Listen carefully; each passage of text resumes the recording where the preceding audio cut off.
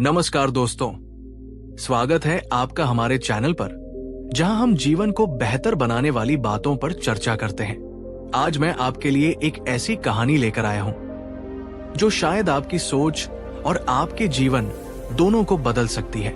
दोस्तों, क्या आप जानते हैं कि आपके अंदर बैठा हुआ एक छोटा सा विचार, एक नन्हा सा बीज आपके पूरे जीवन को, आपकी पूरी वास्तविकता को बदल सकता है। आज की कहानी एक ऐसे ही युवक की है जो खुद को दुनिया का सबसे निकम्मा इंसान समझता था। उसे लगता था कि उसका जीवन व्यर्थ है, वो किसी काम का नहीं। लेकिन फिर कुछ ऐसा हुआ, उसके विचारों की दिशा ऐसी बदली कि वो एक गुमनाम, निराश युवक से एक महान शिक्षक बन गया। कैसे? यही तो जानना है हमें। तो कुर्सी की पेटी बांध लीजिए, क्योंकि ये सफर रोमांचक होने वाला है। और हाँ, अगर आप भी अपनी सोच को बदलकर जीवन बदलना चाहते हैं तो इस वीडियो को अंत तक जरूर देखिएगा। बीच बीच में मैं आपसे कुछ सवाल भी पूछूंगा, जिनके जवाब आप कमेंट्स में दे सकते हैं। कहानी शुरू होती है। कहानी एक समय की बात है। एक छोटे से गांव में रोहन नाम का एक युवक रहता था। रोहन के मन में हमेशा एक ही ख्याल घूमता रहता था, मैं निकम्मा हूं। ये विचार उसके मन में इतना गहरा बैठ गया था कि वो सचमुच वैसा ही बनता जा रहा था। सुबह देर से उठता, कोई काम करने का मन नहीं करता, ना किसी से मिलता जुलता, बस अपने कमरे में गुमसुम पड़ा रहता। उसके माता पिता भी उसकी इस हालत से परेशान थे। वे उसे बहुत समझाते, लेकिन रोहन पर कोई असर नहीं होता। रोहन के दोस्त आगे बढ़ रहे थे, कोई अच्छी नौकरी कर रहा था, कोई अपना व्यवसाय। उन्हें देखकर रोहन और भी हीन भावना से भर जाता। वो सोचता, देखो सब कितने सफल हैं और मैं तो एक बोझ हूं इस धरती पर। ये सोच उसे अंदर ही अंदर खाए जा रही थी। वो अवसरों को देखता भी तो ये सोचकर पीछे हट जाता कि ये मेरे बस का नहीं है। दोस्तों, क्या आपके साथ कभी ऐसा हुआ है कि किसी काम को शुरू करने से पहले ही आपने हार मान ली हो, सिर्फ इसलिए क्योंकि आपको लगा कि आप उसे नहीं कर पाएंगे? कमेंट करके बताइएगा। रोहन का जीवन एक ही धर्रे पर चल रहा था, निराशा, आत्मग्लानि और अकेलापन। उसे लगता था कि उसका भविष्य अंधकारमय है। वो अक्सर गांव के बाहर एक पुराने विशाल बरगद के पेड़ के नीचे जाकर बैठ जाता और घंटों आसमान को ताकता रहता। उसके मन में विचारों का तूफान चलता रहता और हर विचार उसे और निकम्मा होने का एहसास कराता। एक दिन जब वो उसी बरगद के नीचे बैठा अपनी किस्मत को कोस रहा था, वहां से एक वृद्ध भिक्षु गुजर रहे थे। उन्होंने रोहन की उदासी और निराशा को भांप लिया। वे धीरे से रोहन के पास आए और उसके बगल में बैठ गए। भिक्षु ने शांत स्वर में पूछा, वत्स, इतने परेशान क्यों हो? तुम्हारे चेहरे पर इतनी निराशा क्यों है? रोहन ने पहले तो उन्हें नजरअंदाज करने की कोशिश की, लेकिन भिक्षु की आंखों में एक अजीब सी शांति और करुणा थी। रोहन अपने आंसू रोक नहीं पाया। उसने अपनी सारी व्यथा, अपने सारे नकारात्मक विचार, अपनी सारी हीन भावना उस भिक्षु के सामने उगल दी। उसने बताया कि कैसे वो खुद को निकम्मा समझता है और कैसे उसका जीवन व्यर्थ है। भिक्षु ने धैर्यपूर्वक उसकी सारी बातें सुनी। जब रोहन चुप हुआ तो भिक्षु मुस्कुराए और बोले, वत्स, तुम्हारी समस्या बाहर नहीं, तुम्हारे भीतर है। तुम जो सोचते हो वही बनते हो। अगर तुम खुद को निकम्मा समझोगे तो तुम्हारा मस्तिष्क और तुम्हारा शरीर उसी तरह प्रतिक्रिया करेंगे। तुम्हारे कर्म भी वैसे ही होंगे और अंततः तुम वही बन जाओगे जो तुम अपने बारे में सोचते हो। रोहन को यह बात कुछ समझ नहीं आई। उसने कहा, परंतु मैं तो सचमुच निकम्मा हूं। मैंने आज तक कोई ऐसा काम नहीं किया जिससे किसी को लाभ हुआ हो या मुझे सफलता मिली हो। भिक्षु ने कहा, ऐसा इसलिए क्योंकि तुमने कभी खुद को उस योग्य समझा ही नहीं।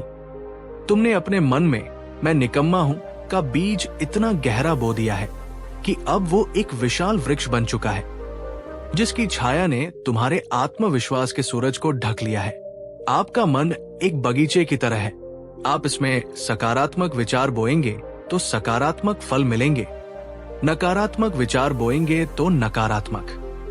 दोस्तों, कितनी गहरी बात कही है भिक्षु ने। क्या आप इस बात से सहमत हैं? आपका मन सचमुच एक बगीचे की तरह है। आप उसमें जो बोएंगे वही तो काटेंगे। अगर ये बात आपको समझ आ रही है तो वीडियो को एक लाइक तो बनता है। रोहन ने पूछा, तो मैं क्या करूं? मैं इस नकारात्मक सोच से कैसे बाहर निकलूं? भिक्षु ने कहा, तुम्हें अपने विचारों की दिशा बदलनी होगी। ये एक दिन में नहीं होगा, इसमें समय लगेगा, धैर्य लगेगा। सबसे पहले अपने बारे में नकारात्मक बोलना बंद करो। जब भी मन में मैं निकम्मा हूं जैसा विचार आए, उसे तुरंत रोको और उसकी जगह एक सकारात्मक विचार लाओ। कहो, मैं सीख रहा हूं, मैं प्रयास कर रहा हूं, मैं सक्षम हूं। उन्होंने आगे कहा, छोटे छोटे लक्ष्य बनाओ और उन्हें पूरा करने की कोशिश करो। जब तुम एक छोटा सा लक्ष्य भी पूरा करोगे तो तुम्हें आत्मविश्वास मिलेगा। वो आत्मविश्वास तुम्हें और बड़े लक्ष्य की ओर प्रेरित करेगा। भिक्षु ने रोहन को ध्यान और सकारात्मक चिंतन की कुछ सरल तकनीकें भी सिखाई। उन्होंने कहा, प्रतिदिन कुछ समय शांत बैठकर अपने विचारों को देखो, उन्हें बिना किसी लागल पेट के देखो। तुम पाओगे कि अधिकतर नकारात्मक विचार निराधार होते हैं। उन्हें चुनौती दो, उनसे पूछो, क्या यह सच है? क्या इसका कोई प्रमाण है? रोहन के लिए यह सब नया था, लेकिन उसके मन में एक आशा की किरण जागी थी। उसे लगा कि शायद वो बदल सकता है। भिक्षु कुछ दिन गांव में रुके और प्रतिदिन रोहन से मिलते रहे, उसे मार्गदर्शन देते रहे। धीरे धीरे रोहन ने भिक्षु की बातों पर अमल करना शुरू किया। ये आसान नहीं था। पुरानी आदतें और नकारात्मक विचार बार बार उसे पीछे खींचते थे। कई बार वो निराश भी हुआ, लेकिन भिक्षु के शब्द उसके कानों में गूंजते रहते, जो तुम सोचते हो वही तुम बनते हो। उसने सबसे पहले अपने कमरे को साफ करने का लक्ष्य रखा। कई दिनों से अस्त व्यस्त पड़ा कमरा जब साफ हुआ तो रोहन को एक अजीब सी शांति और खुशी महसूस हुई। ये एक छोटी सी जीत थी, लेकिन इसने उसके आत्मविश्वास को थोड़ा बढ़ाया। फिर उसने सुबह जल्दी उठना शुरू किया। गांव के कामों में अपने माता पिता का हाथ बंटाना शुरू किया। जब लोग उसके छोटे छोटे कामों की भी प्रशंसा करते तो उसे अच्छा लगता। वो समझने लगा कि वो निकम्मा नहीं है, बस उसने खुद को वैसा मान लिया था। दोस्तों, यहां एक छोटा सा सवाल आपसे। आपकी सबसे बड़ी नकारात्मक सोच कौन सी है जिसे आप बदलना चाहते हैं? हिम्मत करके कमेंट सेक्शन में हमारे साथ शेयर कीजिए। याद रखिए, स्वीकार करना बदलाव की पहली सीढ़ी है। और हाँ, अगर कहानी आपको प्रेरित कर रही है तो इसे अपने दोस्तों के साथ शेयर करना न भूलें। हो सकता है किसी और को भी इससे मदद मिले। रोहन ने महसूस किया कि जब वो सकारात्मक सोचने की कोशिश करता है तो उसके आसपास की चीजें भी सकारात्मक होने लगती है। उसने किताबें पढ़ना शुरू किया, नई चीजें सीखना शुरू किया। पहले जो काम उसे पहाड़ जैसे लगते थे, अब वे उसे करने योग्य लगने लगे। उसने पाया कि उसे बच्चों को कहानियां सुनाना और उन्हें पढ़ाना अच्छा लगता है। गांव के बच्चे भी उससे घुल मिल गए थे। वो उन्हें नई नई बातें बताता, खेल खेल में सिखाता। बच्चे उससे बहुत स्नेह करने लगे। धीरे धीरे रोहन के व्यवहार में एक अद्भुत परिवर्तन आया। उसके चेहरे पर निराशा की जगह आत्मविश्वास और शांति झलकने लगी थी। वो अब खुद को निकम्मा नहीं समझता था। वो समझ गया था कि हर इंसान में कोई न कोई खूबी होती है, बस उसे पहचानने और निखारने की जरूरत होती है। कुछ वर्षों बाद वही रोहन, जो कभी खुद को निकम्मा समझता था, गांव का सबसे प्रिय शिक्षक बन गया। दूर दूर से लोग अपने बच्चों को उसके पास शिक्षा के लिए भेजने लगे। उसने एक छोटी सी पाठशाला खोली, जहां वो न केवल किताबी ज्ञान देता, बल्कि बच्चों को अच्छे संस्कार, सकारात्मक सोच और आत्मविश्वास का पाठ भी पढ़ाता था। वो अक्सर अपने छात्रों को अपनी कहानी सुनाता और कहता, बच्चों, याद रखना, तुम्हारे विचार ही तुम्हारी दुनिया बनाते हैं। अगर तुम सोचोगे कि तुम सफल हो सकते हो तो तुम अवश्य सफल होगे। अगर तुम सोचोगे कि तुम कुछ नहीं कर सकते तो तुम सचमुच कुछ नहीं कर पाओगे। इसलिए हमेशा सकारात्मक सोचो, बड़े सपने देखो और उन्हें पूरा करने के लिए मेहनत करो। एक दिन वही वृद्ध भिक्षु फिर से उस गांव में आए। उन्होंने रोहन को बच्चों से घिरा, आत्मविश्वास से भरा और ज्ञान बांटते देखा तो उनकी आंखों में खुशी के आंसू आ गए। रोहन ने भिक्षु को प्रणाम किया और कहा, गुरुदेव, ये सब आपके मार्गदर्शन और उस एक शक्तिशाली मंत्र जो तुम सोचते हो वही तुम बनते हो के कारण ही संभव हुआ है। आपने मेरे जीवन को एक नई दिशा दी। भिक्षु मुस्कुराए और बोले, वत्स, मैंने तुम्हें केवल मार्ग दिखाया था, उस पर चले तुम स्वयं हो। तुमने अपने विचारों की शक्ति को पहचाना और उसका सही उपयोग किया। तुम इस प्रशंसा के सच्चे हकदार हो। तो दोस्तों, ये थी रोहन की कहानी, एक ऐसे युवक की कहानी जिसने अपनी सोच को बदलकर अपने जीवन को बदल डाला। बुद्ध का वो कथन कितना सत्य है ना? जो तुम सोचते हो वही तुम बनते हो। रोहन की कहानी हमें सिखाती है कि हमारे विचार ही हमारी वास्तविकता का निर्माण करते हैं। अगर हम नकारात्मक सोचेंगे तो हमारा जीवन निराशा और असफलता से भर जाएगा। लेकिन अगर हम सकारात्मक सोचेंगे, खुद पर विश्वास करेंगे, तो कोई भी लक्ष्य ऐसा नहीं जिसे हम हासिल न कर सके। नकारात्मक विचारों को पहचाने और उन्हें चुनौती दें। उनकी जगह सकारात्मक विचारों को स्थापित करें। छोटे छोटे लक्ष्य बनाएं और उन्हें पूरा करें। आत्मविश्वास बढ़ाएं। याद रखें, आप अपनी सोच से कहीं ज्यादा काबिल हैं। ये यात्रा आसान नहीं होगी। इसमें समय लगेगा, धैर्य लगेगा, लेकिन यकीन मानिए, परिणाम अद्भुत होंगे। जैसे रोहन ने अपने जीवन को बदला, वैसे आप भी बदल सकते हैं। तो आज से ही अपनी सोच पर काम करना शुरू कीजिए। अपने मन के बगीचे में सकारात्मकता, आशा और आत्मविश्वास के बीज बोइए और फिर देखिए कि आपका जीवन कैसे खिल उठता है। आपको ये कहानी कैसी लगी? क्या इसने आपको प्रेरित किया? कमेंट करके हमें जरूर बताइए। आपके विचार हमारे लिए बहुत महत्वपूर्ण हैं। और अगर आपको ये वीडियो पसंद आया हो तो इसे लाइक करना न भूलें। अपने दोस्तों और परिवार के साथ शेयर करें ताकि वे भी इस प्रेरणादायक संदेश से लाभान्वित हो सके। और हाँ, अगर आपने अभी तक हमारे चैनल को सब्सक्राइब नहीं किया है तो जल्दी से सब्सक्राइब कर लें और बेल आइकॉन को भी दबा दें ताकि आप हमारे आने वाले ऐसे ही ज्ञानवर्धक वीडियोस को मिस न करें। आप भविष्य में किन विषयों पर वीडियो देखना चाहेंगे ये भी हमें कमेंट में बता सकते हैं। याद रखिएगा, सोच बदलो, जीवन बदलेगा। अपना बहुमूल्य समय देने के लिए धन्यवाद। मिलते हैं अगले वीडियो में एक नई सोच, एक नई प्रेरणा के साथ। तब तक सकारात्मक रहें, खुश रहें। नमस्कार। कहानी 2। दोस्तों, ये काश शब्द कितना छोटा सा है, पर इसमें कितनी बड़ी पीड़ा, कितना बोझ छिपा होता है ना? काश मैंने वो नौकरी कर ली होती, काश मैंने उससे अपने दिल की बात कह दी होती, काश मैंने वो मौका जाने नहीं दिया होता। हम में से कितने लोग अतीत की इन काश वाली गलियों में भटकते रहते हैं और वर्तमान का सुनहरा पल खो देते हैं। ये जो हर बात पर पछताने की आदत है, ये ओवरथिंकिंग की सबसे बड़ी बीमारियों में से एक है। ये हमारे मन को एक ऐसे दलदल में फंसा देती है जहां सिवाय निराशा और आत्मग्लानि के कुछ हासिल नहीं होता। लेकिन क्या हो अगर मैं आपसे कहूं कि इस दलदल से बाहर निकलने का एक अचूक रास्ता है, एक ऐसा मार्ग जो स्वयं तथागत बुद्ध ने दिखाया था, एक ऐसा ज्ञान जो इस काश के जाल को जड़ से काट सकता है।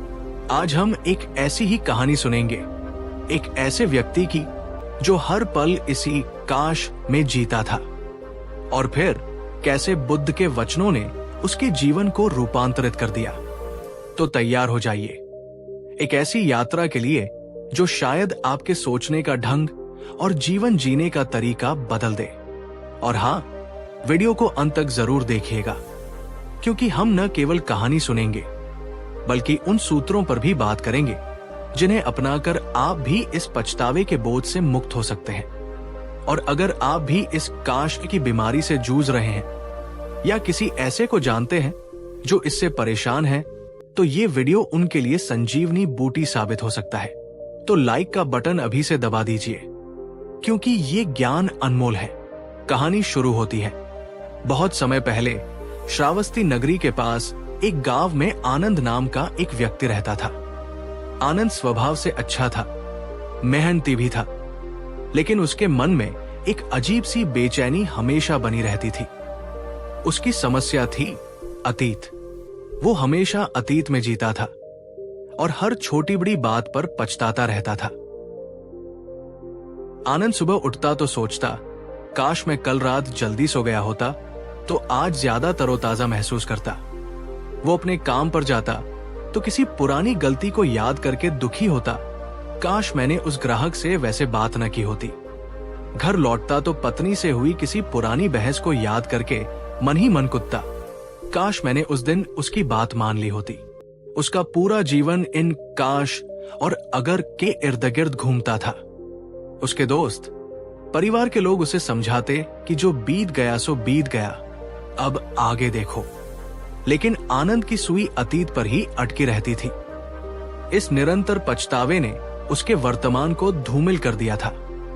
वो न तो आज के सुखों का आनंद ले पाता था, न ही भविष्य के लिए कोई ठोस योजना बना पाता था। उसकी आंखों में हमेशा एक उदासी, एक अधूरापन झलकता था। दोस्तों, क्या आपके जीवन में भी कोई ऐसा काश है जो आपको बार बार परेशान करता है? अगर आप सहज महसूस करें तो कमेंट्स में हमारे साथ शेयर कर सकते हैं। याद रखिए, अपनी भावनाओं को व्यक्त करना भी उन्हें हल्का करने का एक तरीका है।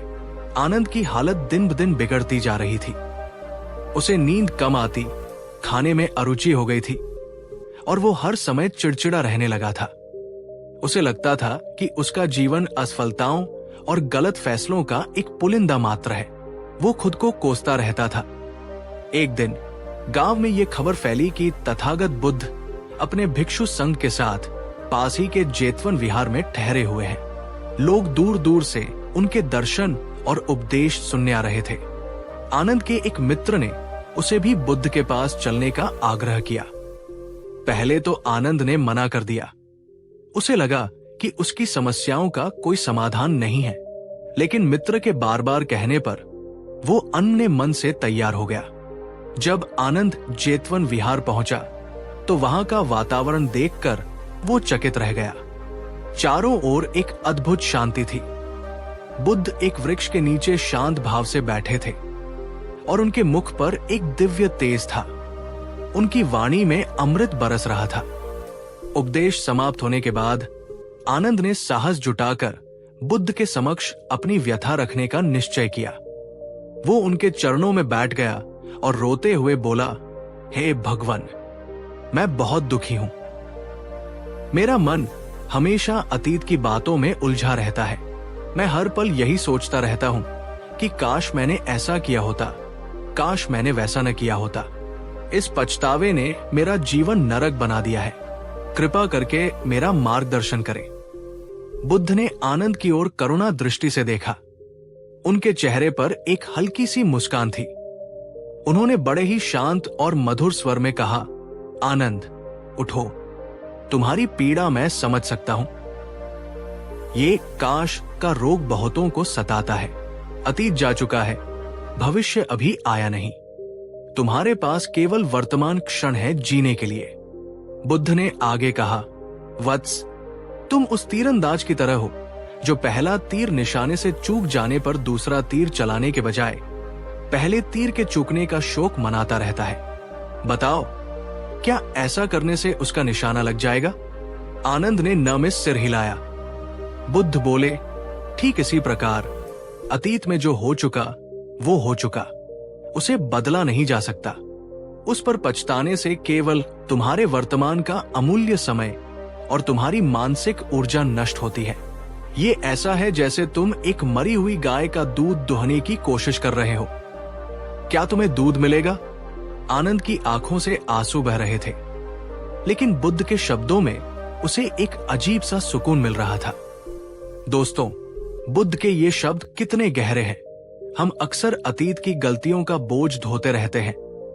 ये भूल जाते हैं कि वो बोझ हमारे वर्तमान को कुचल रहा है।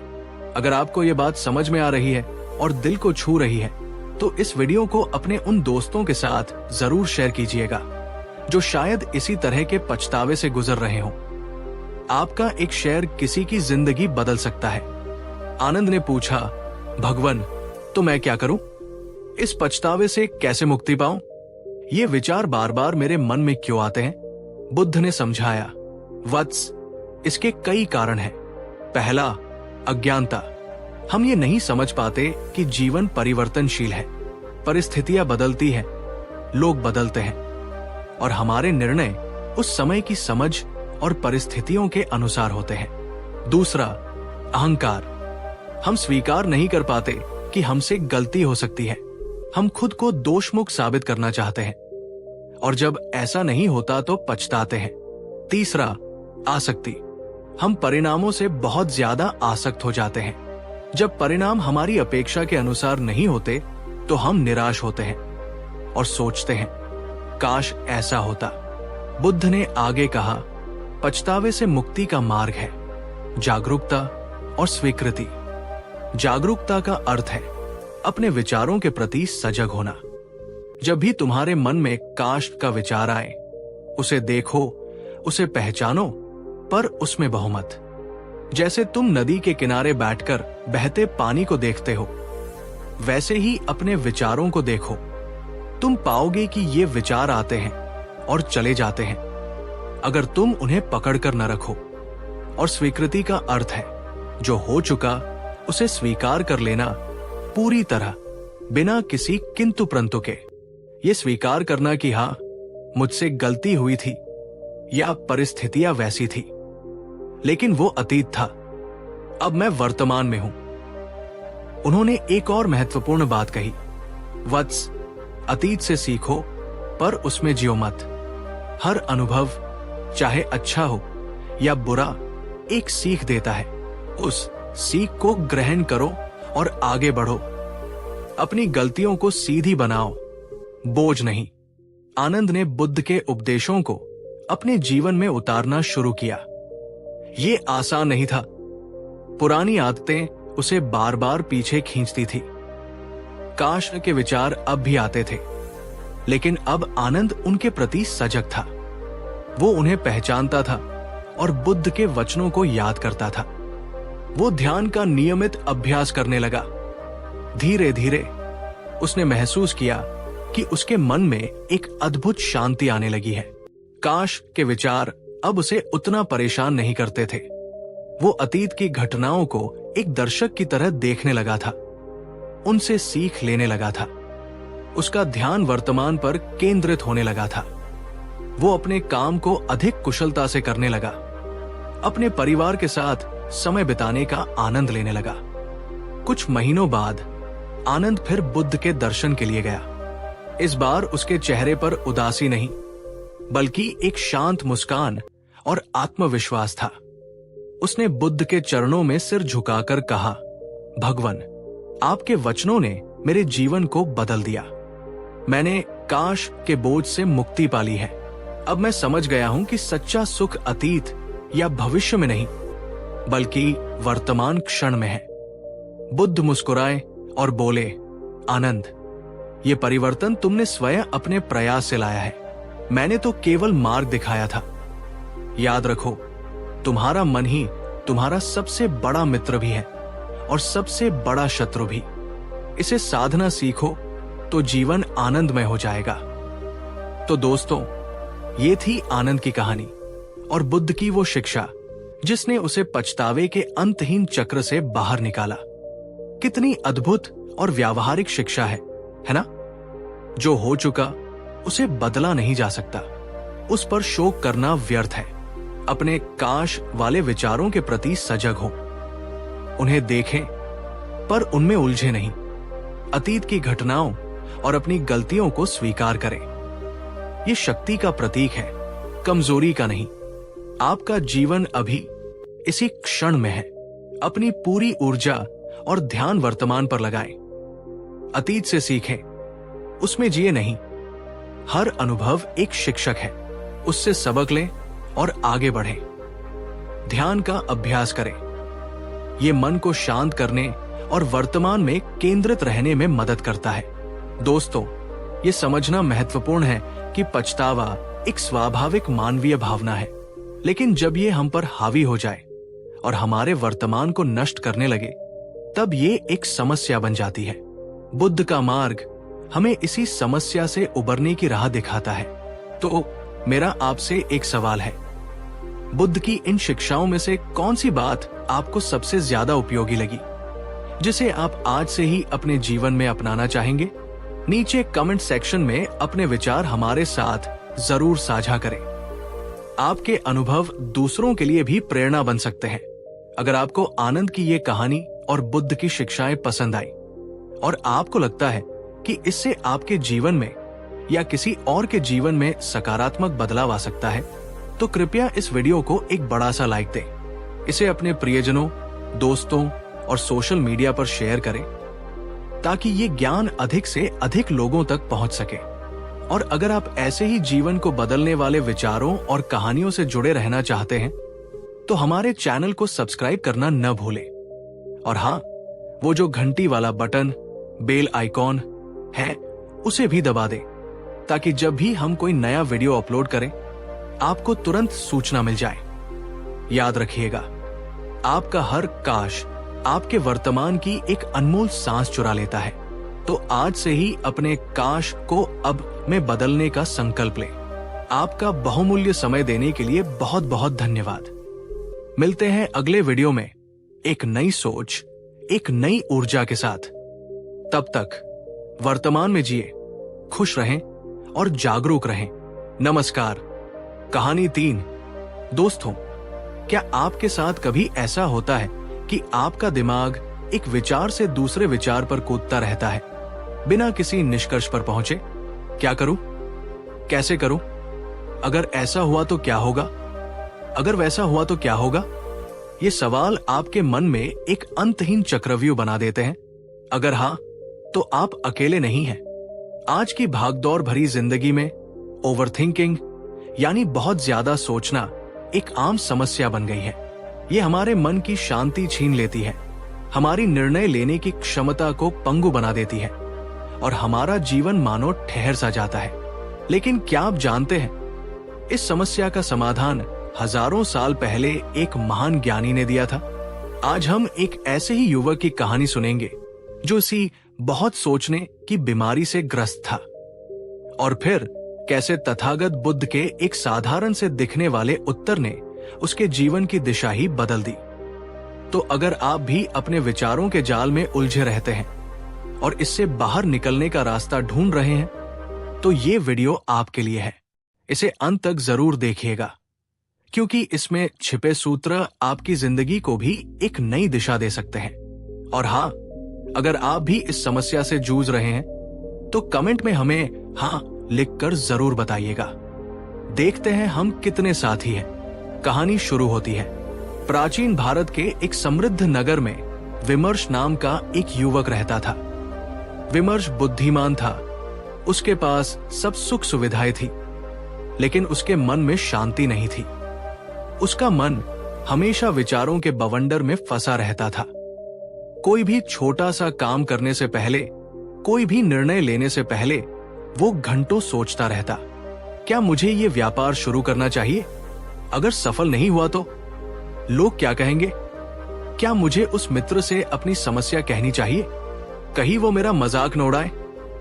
ये रास्ता सही है या वो? अगर गलत चुन लिया तो सारी मेहनत बेकार हो जाएगी। वो हर संभावना, हर परिणाम, हर छोटी बड़ी बात का विश्लेषण करता रहता। अगर ऐसा हुआ तो, लेकिन वैसा हुआ तो, इन अगरमगर ने उसके जीवन को मानो जकड़ लिया था। वो कोई भी काम शुरू नहीं कर पाता था, क्योंकि शुरू करने से पहले ही वो उसके संभावित नकारात्मक परिणामों से डर जाता था। उसकी ऊर्जा सोचने में ही इतनी खर्च हो जाती थी कि कर्म करने के लिए कुछ बचता ही नहीं था। उसके माता पिता, मित्र सब उसकी इस आदत से परेशान थे। वे उसे समझाते, विमर्श, इतना मत सोचो, बस कर डालो। लेकिन विमर्श के लिए यह कहना जितना आसान था, करना उतना ही मुश्किल। उसका दिमाग एक अनियंत्रित घोड़े की तरह था, जो उसे कभी इधर तो कभी उधर भटकाता रहता था। दोस्तों, क्या आपको भी कभी ऐसा महसूस होता है कि आपका दिमाग आपके नियंत्रण में नहीं है, कि विचार आप पर हावी हो रहे हैं? अगर हाँ, तो इस वीडियो को एक लाइक तो बनता है, क्योंकि आज हम इस घोड़े को साधना सीखने वाले हैं। विमर्श की हालत ये हो गई थी कि वो रात को सो भी नहीं पाता था। जैसे ही वो आंखें बंद करता, विचारों का तूफान उसे घेर लेता। उसकी सेहत गिरने लगी, उसके चेहरे की चमक फीकी पड़ने लगी। वो हर समय थकाथका और चिड़चिड़ा रहने लगा। उसे लगने लगा था कि उसका जीवन व्यर्थ है, वो कुछ भी करने में सक्षम नहीं है। एक दिन विमर्श ने सुना कि तथागत बुद्ध अपनी ज्ञान यात्रा के दौरान उनके नगर के पास एक आम्रवन में ठहरे हुए हैं। बुद्ध की ख्याति दूर दूर तक फैली हुई थी।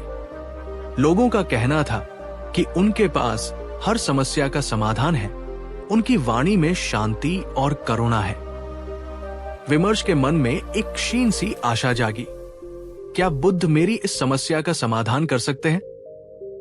वो कई दिनों तक इसी उधेड़बुन में रहा, जाऊं या न जाऊं, क्या फायदा होगा, कहीं मेरा समय व्यर्थ न हो जाए। अंततः अपनी निराशा के चरम पर उसने बुद्ध से मिलने का निश्चय किया। जब विमर्श बुद्ध के समक्ष पहुंचा, तो वहां के शांत और पवित्र वातावरण को देखकर ही उसे कुछ अच्छा महसूस हुआ। बुद्ध ध्यानस्थ बैठे थे। उनके मुखमंडल पर अद्भुत तेज और असीम शांति थी।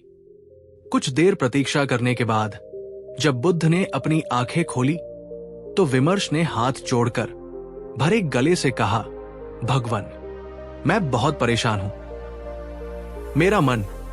मेरा मन हर समय सोचता रहता है। छोटी सी बात हो या बड़ी, मैं घंटों सोचता रहता हूं। क्या करूं, कैसे करूं, अगर ऐसा हुआ तो क्या होगा? इस निरंतर सोचने के कारण मैं कोई निर्णय नहीं ले पाता, कोई काम शुरू नहीं कर पाता। मेरा जीवन ठहर गया है। कृपा करके मेरा मार्गदर्शन करें। मैं इस अत्यधिक सोचने से कैसे छुटकारा पाऊं? बुद्ध ने विमर्श की ओर अत्यंत करुणा और प्रेम से देखा। उनके चेहरे पर एक हल्की रहस्यमयी मुस्कान थी। उन्होंने कुछ क्षण मौन रहकर विमर्श को देखा, मानो उसके अंतर्मन को पथ रहे हों। फिर उन्होंने अत्यंत सरल और शांत स्वर में केवल एक वाक्य कहा, वत्स, सोचना बंद मत करो, बस करना शुरू करो।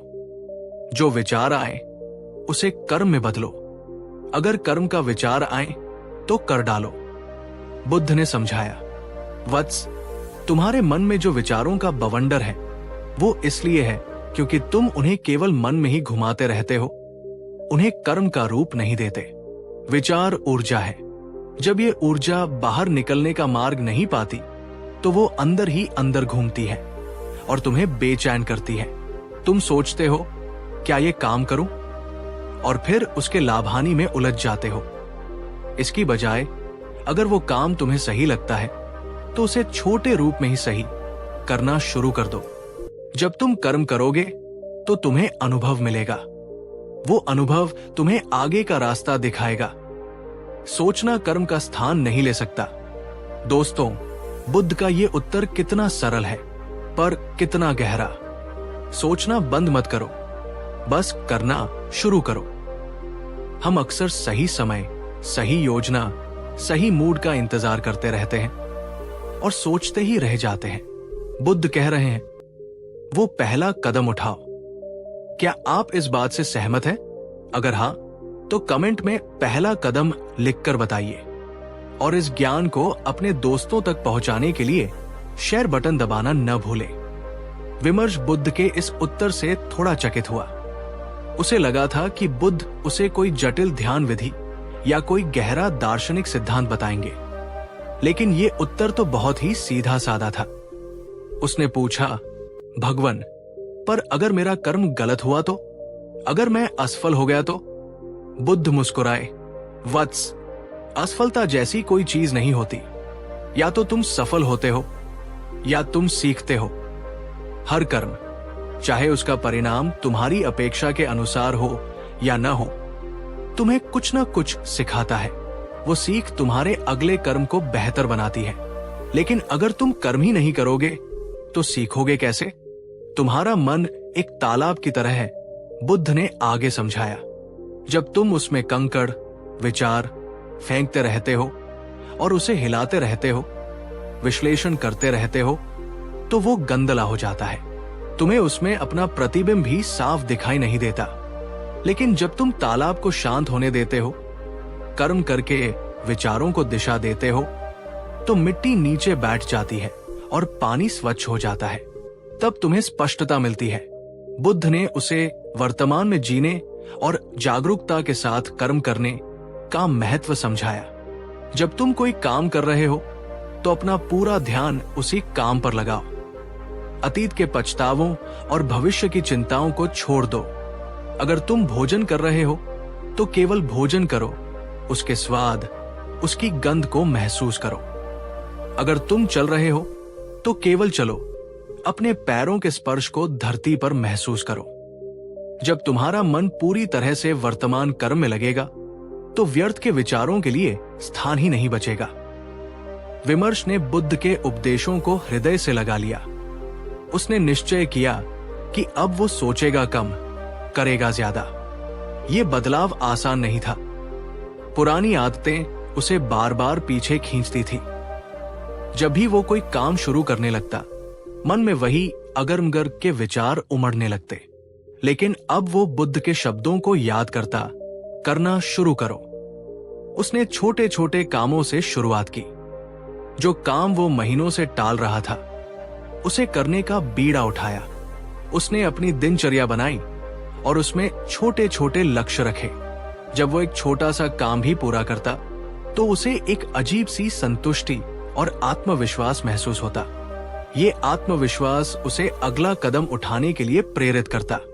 उसने पाया कि जब वो कर्म करने लगता है तो विचारों का कोलाहल शांत हो जाता है। कर्म उसे व्यस्त रखता था और उसे सोचने का व्यर्थ समय नहीं मिलता था। और सबसे बड़ी बात, कर्म करने से उसे परिणाम मिलते थे। कभी सफलता, कभी सीख, दोनों ही उसे आगे बढ़ने में मदद कर रहे थे। दोस्तों, यहां एक छोटा सा सवाल आपके लिए। ऐसा कौन सा एक काम है जिसे आप बहुत दिनों से सोच आ रहे हैं पर कर नहीं पा रहे हैं? आज बुद्ध की इस शिक्षा से प्रेरणा लेकर क्या आप उसे शुरू करने का संकल्प लेंगे? हमें कमेंट में बताइए। विमर्श ने अपने एक पुराने शौक, चित्रकला, को फिर से शुरू किया, जिसे उसने ये सोचकर छोड़ दिया था कि मैं उतना अच्छा नहीं हूं। पहले उसके हाथ काम पे, रंग सही नहीं लगे, लेकिन वो लगा रहा। धीरे धीरे उसके चित्रों में निखार आने लगा। उसे अपनी कला में आनंद मिलने लगा। उसने अपने एक मित्र के साथ मिलकर एक छोटा सा व्यवसाय शुरू करने का सोचा था, पर सालों से सिर्फ सोच ही रहा था। अब उसने पहला कदम उठाया। उसने बाजार का अध्ययन किया, योजना बनाई और हिम्मत करके काम शुरू कर दिया। मुश्किलें आई, चुनौतियां भी, लेकिन वो उनसे घबराया नहीं, बल्कि उनसे सीखा और आगे बढ़ता गया। कुछ वर्षों में विमर्श का जीवन पूरी तरह बदल चुका था। वो अब एक सफल व्यवसायी और एक प्रसन्नचित्त व्यक्ति था। उसके चेहरे पर अब वो पुरानी चिंता और बेचैनी नहीं, बल्कि आत्मविश्वास और शांति झलकती थी। वो अब भी सोचता था, लेकिन उसकी सोच रचनात्मक होती थी, समस्या का समाधान खोजने वाली होती थी, न कि उसे उलझाने वाली। उसने ओवरथिंकिंग को राइट थिंकिंग में बदल दिया था। एक दिन वो फिर बुद्ध के दर्शन के लिए उसी आम्रवन में गया। बुद्ध अब भी वही शांत भाव से बैठे थे। विमर्श ने उनके चरणों में प्रणाम किया और कहा, भगवान, आपके उस एक सरल उत्तर ने मेरा जीवन बदल दिया। करना शुरू करो। ये मंत्र मेरे लिए संजीवनी साबित हुआ। मैं आपके प्रति कृतज्ञ हूं। बुद्ध ने मुस्कुराकर कहा, विमर्श, ये परिवर्तन तुमने स्वयं अपने पुरुषार्थ से लाया है। तुमने अपने विचारों को कर्म की दिशा दी और कर्म ने तुम्हें मुक्ति का मार्ग दिखाया। याद रखो, जीवन सोचने के लिए नहीं, जीने के लिए है, और जीना कर्म में है। कहानी समाप्त होती है। तो दोस्तों, ये थी विमर्श की कहानी और बुद्ध की वो अद्भुत शिक्षा जो हमें ओवरथिंकिंग के जाल से बाहर निकाल सकती है। कितना सीधा और शक्तिशाली संदेश है ना? उदास स्माइली, करना शुरू करो, विचारों को कर्म में बदलो, पहला कदम उठाओ, चाहे वो कितना भी छोटा क्यों न हो। कर्म से अनुभव, अनुभव से स्पष्टता, केवल सोचने से नहीं, करने से रास्ता साफ होता है। असफलता एक सीख है, गलतियों से डरो मत, वे तुम्हें बेहतर बनाती है। जो भी करो पूरे ध्यान और जागरूकता से करो। विचार ऊर्जा है, उन्हें दिशा दो। कर्म विचारों को सकारात्मक दिशा देता है। हमारा मन एक शक्तिशाली उपकरण है, लेकिन अगर इसे सही दिशा न दी जाए तो ये हमें ही उलझा सकता है। बुद्ध हमें सिखाते हैं कि विचारों के चक्रव्यूह को तोड़ने का सबसे अच्छा तरीका है कर्म के मैदान में उतरना। तो अगली बार जब आपका मन क्या करूं, कैसे करूं के जाल में फंसे, तो बुद्ध के इन शब्दों को याद कीजिएगा। एक गहरी सांस लीजिए और बस वो पहला कदम उठा लीजिए। आप पाएंगे कि जैसे ही आप कर्म करना शुरू करते हैं, विचारों का कोलाहल अपने आप शांत होने लगता है। आपको विमर्श की ये कहानी और बुद्ध की ये शिक्षा कैसी लगी? क्या आप इसे अपने जीवन में उतारने का प्रयास करेंगे? अपने विचार और अनुभव हमारे साथ नीचे कमेंट सेक्शन में जरूर साझा करें। हमें आपके कमेंट्स पढ़कर बहुत अच्छा लगता है। और अगर ये वीडियो आपके दिल को छू गया हो, अगर इसने आपको कोई नई दिशा दी हो, तो इसे एक जोरदार लाइक देना न भूलें। इसे अपने उन सभी दोस्तों और प्रियजनों के साथ शेयर करें जो शायद इसी तरह की ओवरथिंकिंग की समस्या से जूझ रहे हों। आपका एक शेयर किसी की जिंदगी में बहुत बड़ा बदलाव ला सकता है। और हाँ, अगर आपने अभी तक हमारे परिवार यानी हमारे चैनल को सब्सक्राइब नहीं किया है, तो कृपया अभी कर लें और साथ में वो जो नोटिफिकेशन वाली घंटी है उसे भी दबा दें, ताकि हमारे भविष्य के प्रेरणादायक वीडियोस आप तक सबसे पहले पहुंचे। याद रखिएगा, सोचना जरूरी है, पर सही दिशा में, और सही दिशा कर्म से मिलती है। आपका बहुमूल्य समय देने के लिए बहुत बहुत धन्यवाद। मिलते हैं अगले वीडियो में एक नई कहानी, एक नई प्रेरणा के साथ। तब तक सोचते रहिए, पर उससे ज्यादा करते रहिए। नमस्कार। कहानी 4। दोस्तों, क्या आपने कभी सोचा है कि हमारे जीवन में जो दुख है, जो पीड़ा है, उसका असली स्रोत क्या है? हम अक्सर बाहरी परिस्थितियों को, दूसरे लोगों को या अपनी किस्मत को दोष देते हैं। लेकिन क्या हो अगर मैं आपसे कहूं कि हमारे दुखों का सबसे बड़ा कारण कहीं बाहर नहीं, बल्कि हमारे अपने भीतर है, हमारी अपनी सोच में। आज हम एक ऐसी ही कहानी और बुद्ध के एक ऐसे गहन उपदेश पर चर्चा करेंगे जो हमारे दुख के मूल पर प्रहार करता है। एक साधक ने बुद्ध से पूछा, मुझे दुख क्यों होता है?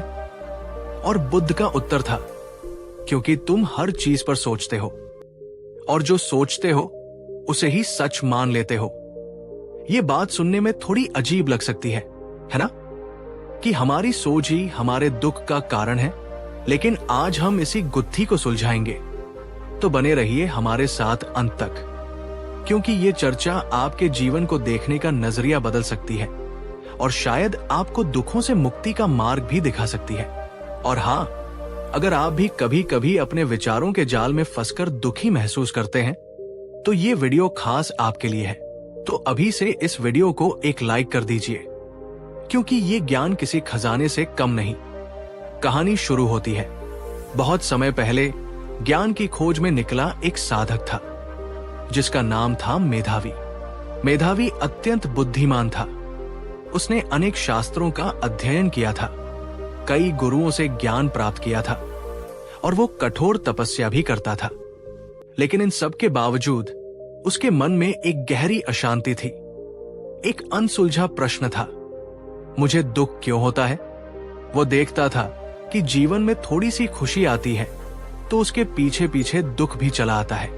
कोई प्रिय वस्तु मिलती है तो उसके खोने का डर सताने लगता है।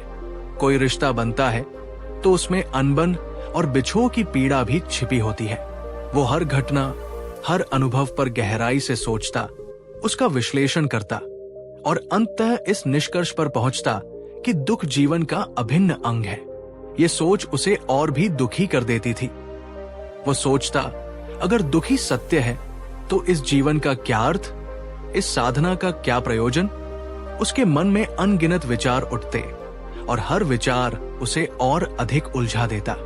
उसे लगता था कि वो ज्ञान के महासागर में डूब रहा है, पर प्यासा का प्यासा है। दोस्तों, क्या आपके मन में भी कभी ऐसे गहरे सवाल उठे हैं, जीवन के अर्थ को लेकर, सुख दुख के रहस्य को लेकर? अगर हाँ, तो कमेंट में हमें बताइए कि कौन सा सवाल आपको सबसे ज्यादा परेशान करता है। शायद हम सब मिलकर कुछ जवाब ढूंढ पाए। मेधावी ने तथागत बुद्ध की कीर्ति सुनी थी।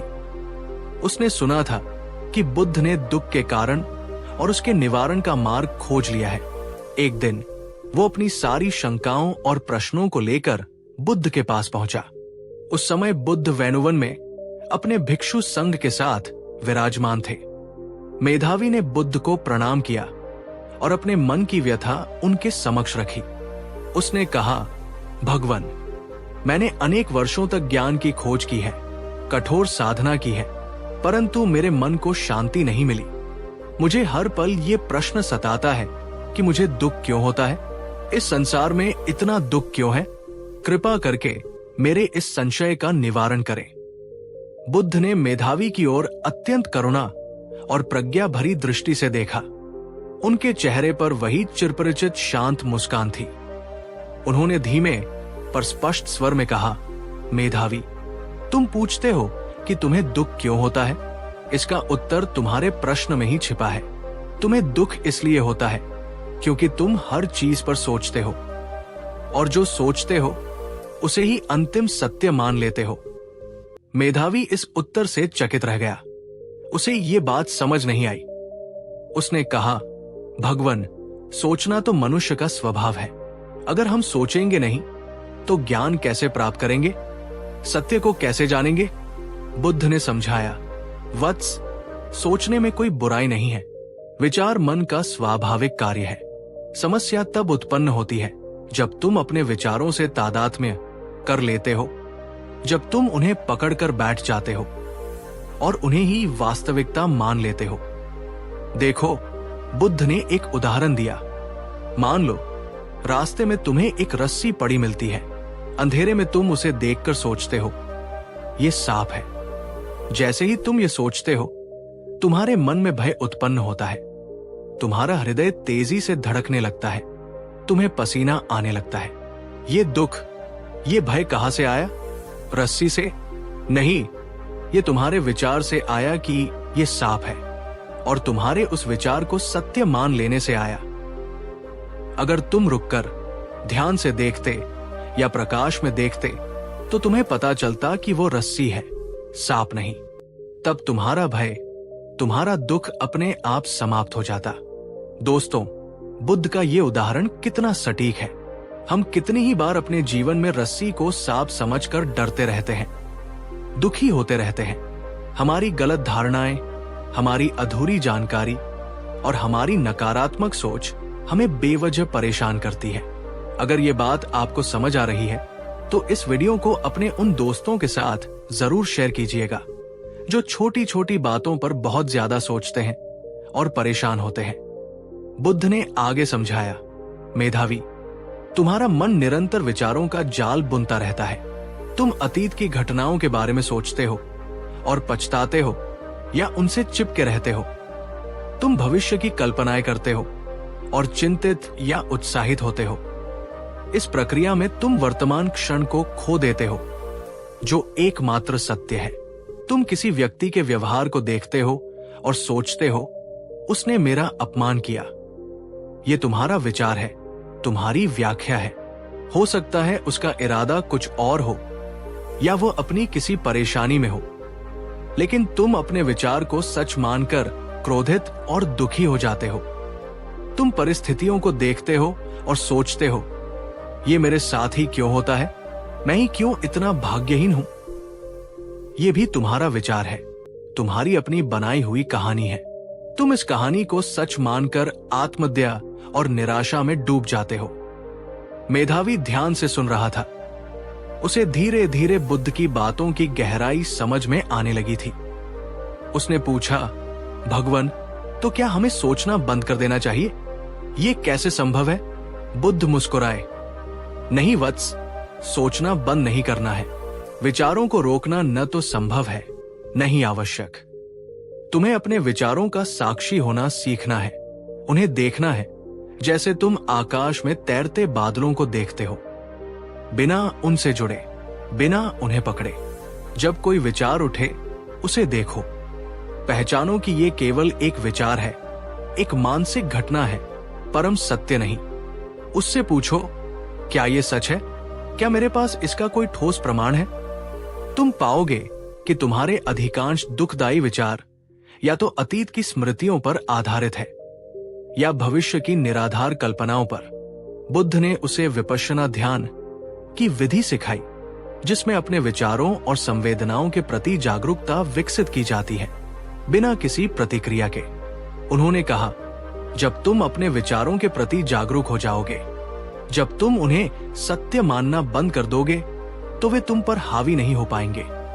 तुम समझ जाओगे कि तुम अपने विचारों से अलग हो, तुम उनके दृष्टा हो। और सबसे महत्वपूर्ण बात, मेधावी, बुद्ध ने अपनी बात समाप्त करते हुए कहा, तुम जो सोचते हो वही तुम अनुभव करते हो। अगर तुम दुख के बारे में सोचोगे, नकारात्मकता के बारे में सोचोगे, तो तुम्हारा जीवन दुख और नकारात्मकता से भर जाएगा। अगर तुम करुणा, मैत्री और शांति के बारे में सोचोगे, तो तुम्हारा जीवन उन्हीं गुणों से प्रकाशित होगा। मेधावी को अपने प्रश्नों का उत्तर मिल गया था। उसे समझ आ गया था कि उसका दुख बाहरी परिस्थितियों के कारण उतना नहीं था, जितना उसकी अपनी सोच और विचारों को सच मान लेने की आदत के कारण था। उसने बुद्ध के चरणों में सिर झुकाया और कहा, भगवान, आपने मेरी आंखें खोल दी। आज मुझे दुख के असली मूल का ज्ञान हुआ। मैं आपके बताए मार्ग पर चलकर अपने विचारों का स्वामी बनने का प्रयास करूंगा। मेधावी ने बुद्ध से दीक्षा ली और भिक्षु संघ में शामिल हो गया। उसने विपश्यना और आनापानसती का गहन अभ्यास किया।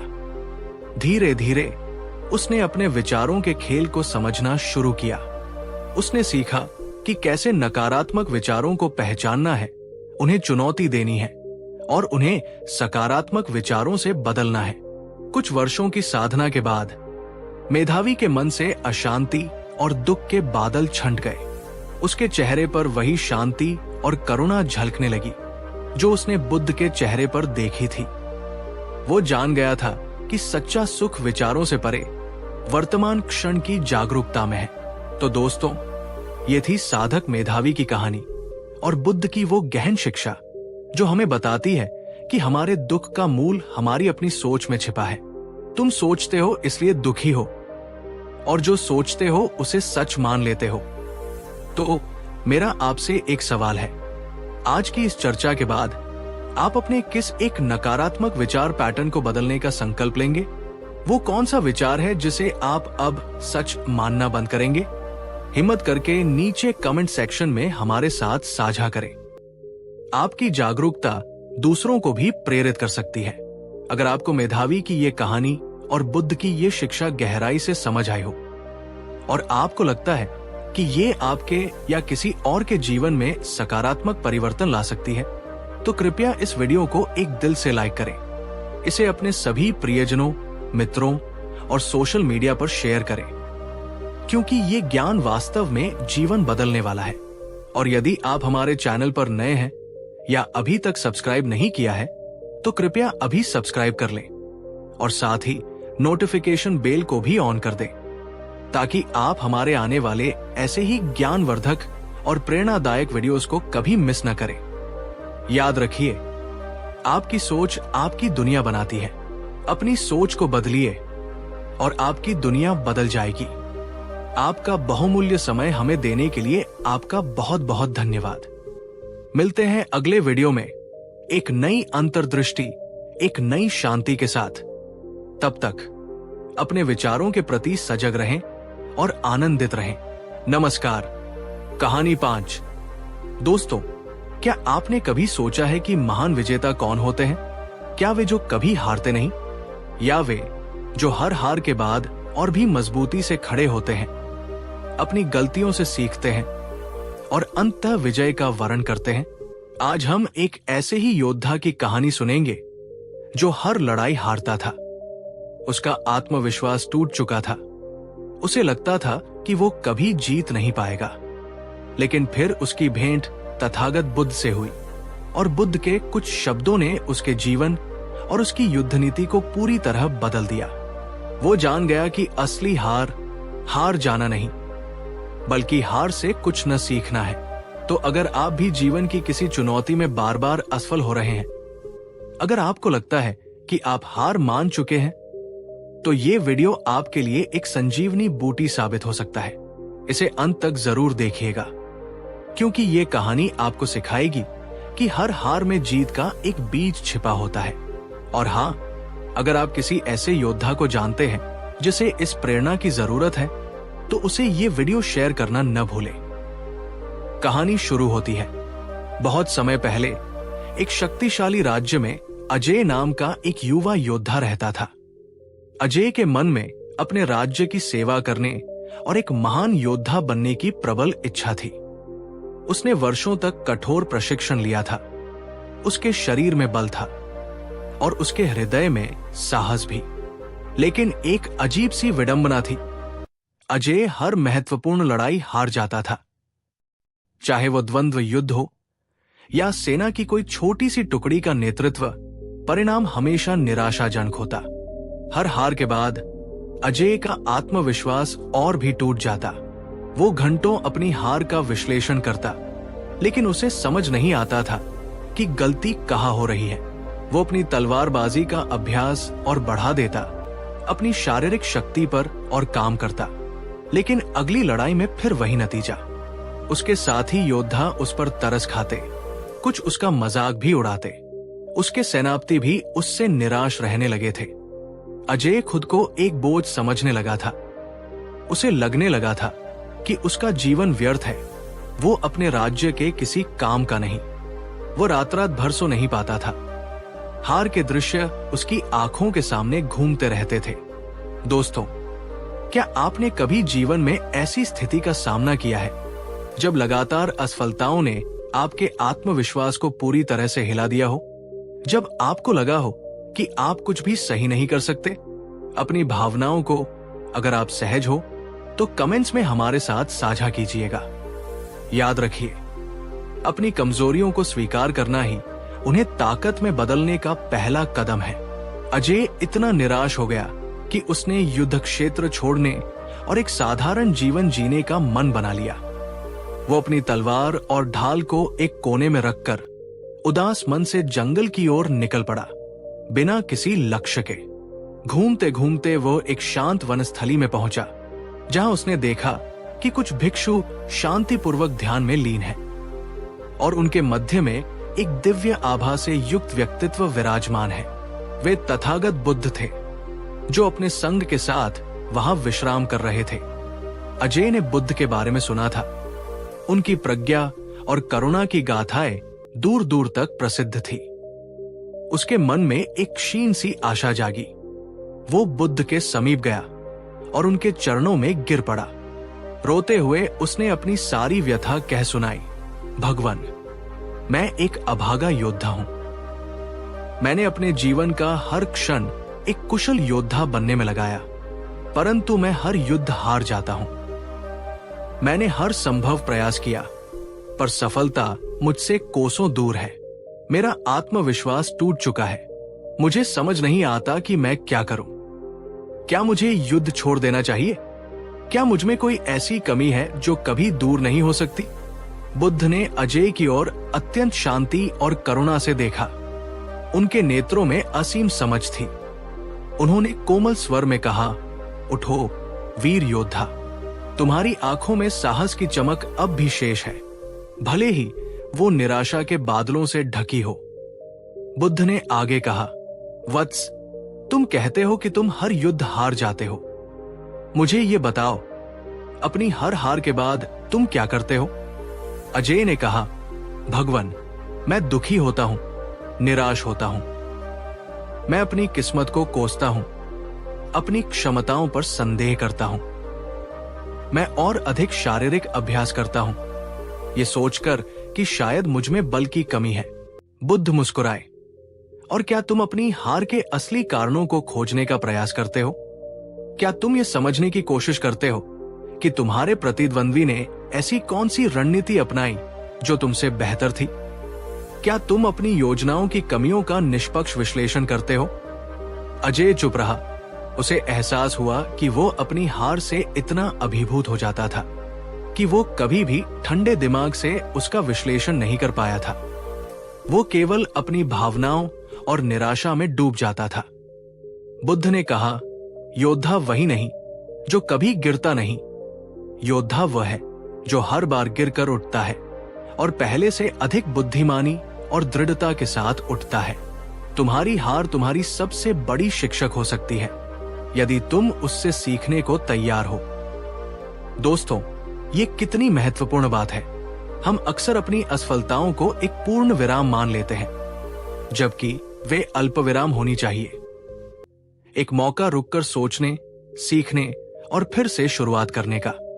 अगर आपको यह बात दिल को छू गई हो तो इस वीडियो को एक लाइक जरूर करें और इसे उन लोगों तक पहुंचाएं जिन्हें इसकी सबसे ज्यादा जरूरत है। बुद्ध ने अजय को समझाया, युद्ध केवल शारीरिक बल से नहीं जीता जाता वत्स, युद्ध मन, बुद्धि और रणनीति का भी खेल है। अपनी हर हार को एक पहेली की तरह देखो जिसे तुम्हें सुलझाना है। उन्होंने उसे कुछ सूत्र दिए। भावनाओं से ऊपर उठो। हार के तुरंत बाद निराशा, क्रोध या आत्महत्या में डूबने के बजाय अपने मन को शांत करो। भावनाओं के आवेश में सही विश्लेषण नहीं हो सकता। निष्पक्ष विश्लेषण करो। अपनी रणनीति, अपने प्रतिद्वंद्वी की रणनीति, युद्ध भूमि की परिस्थितियां और अपनी सेना की कमियों और शक्तियों का बिना किसी पूर्वाग्रह के विश्लेषण करो। कहाँ चूक हुई? क्या बेहतर किया जा सकता था? प्रतिद्वंद्वी से सीखो। तुम्हारा प्रतिद्वंद्वी तुमसे जीता, इसका अर्थ है कि उसने कुछ तुमसे बेहतर किया। अहंकार को त्याग कर उसकी रणनीति, उसकी चालों से सीखो। छोटी छोटी बातों पर ध्यान दो। कभी कभी हार का कारण कोई बड़ी गलती नहीं, बल्कि छोटी छोटी चूकों का सिलसिला होता है। उन पर ध्यान दो। नई रणनीतियां बनाओ। पुरानी असफल रणनीतियों को दोहराने के बजाय अपनी सीख के आधार पर नई और बेहतर रणनीतियां विकसित करो। प्रयोग करने से डरो मत। धैर्य रखो। सीखना और सुधार करना एक सतत प्रक्रिया है। रातों रात सफलता नहीं मिलती। धैर्य के साथ प्रयास करते रहो। जागरूकता का अभ्यास करो। युद्ध के मैदान में भी अपने मन को शांत और केंद्रित रखो। हर क्षण के प्रति जागरूक रहो ताकि तुम सही समय पर सही निर्णय ले सको।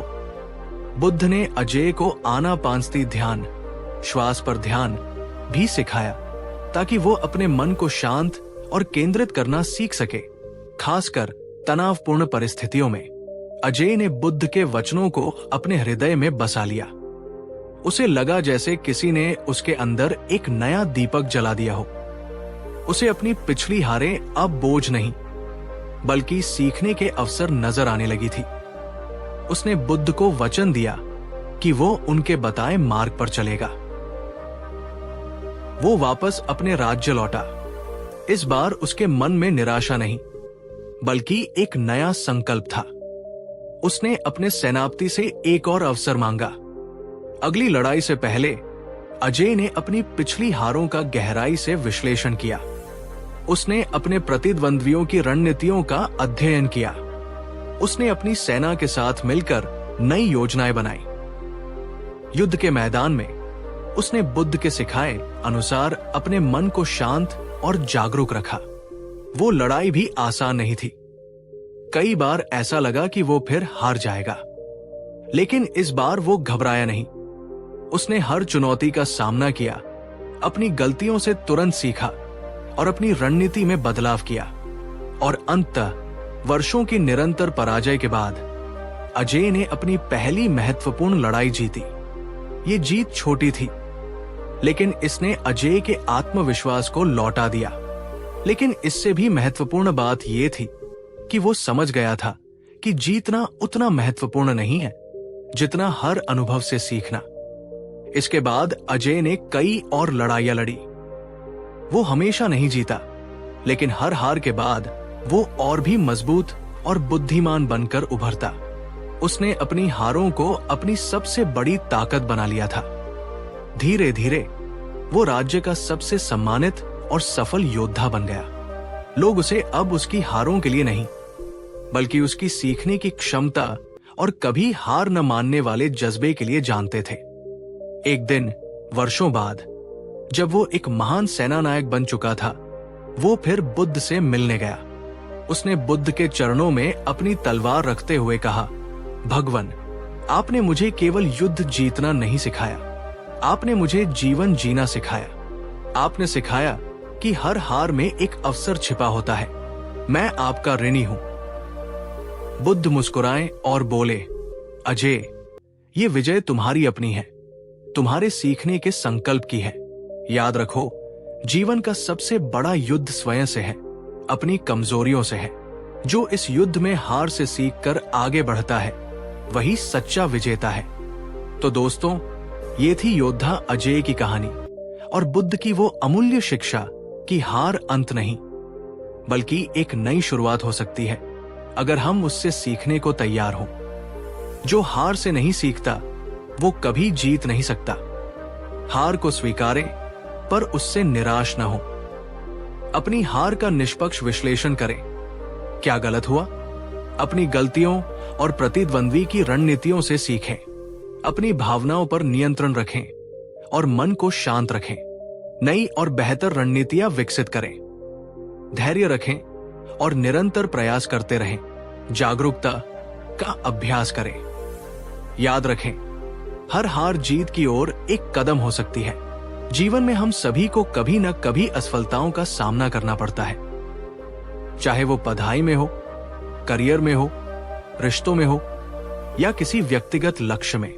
महत्वपूर्ण ये नहीं है कि हम कितनी बार गिरते हैं, बल्कि ये है कि हम कितनी बार उठते हैं और अपनी गलतियों से क्या सीखते हैं। तो मेरा आपसे एक सवाल है, आपकी हाल की किसी असफलता या हार से आपने सबसे महत्वपूर्ण सबक क्या सीखा है? उसे नीचे कमेंट सेक्शन में हमारे साथ साझा करें। आपके अनुभव दूसरों के लिए भी प्रेरणा का स्रोत बन सकते हैं। अगर आपको योद्धा अजय की ये कहानी और बुद्ध की ये शिक्षा प्रेरणादायक लगी हो और आपको लगता है कि ये आपके या किसी और के जीवन में सकारात्मक बदलाव ला सकती है, तो कृपया इस वीडियो को एक जोरदार लाइक दें। इसे अपने सभी दोस्तों, परिवारजनों और सोशल मीडिया पर शेयर करें, खासकर उनके साथ जिन्हें इस समय थोड़ी प्रेरणा और हौसले की जरूरत है।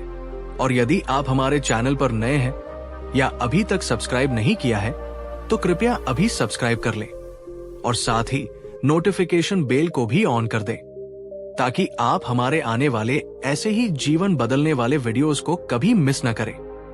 याद रखिएगा, असली योद्धा वो नहीं जो कभी हारता नहीं, बल्कि वह है जो हर हार से सीखकर और भी मजबूती से वापसी करता है।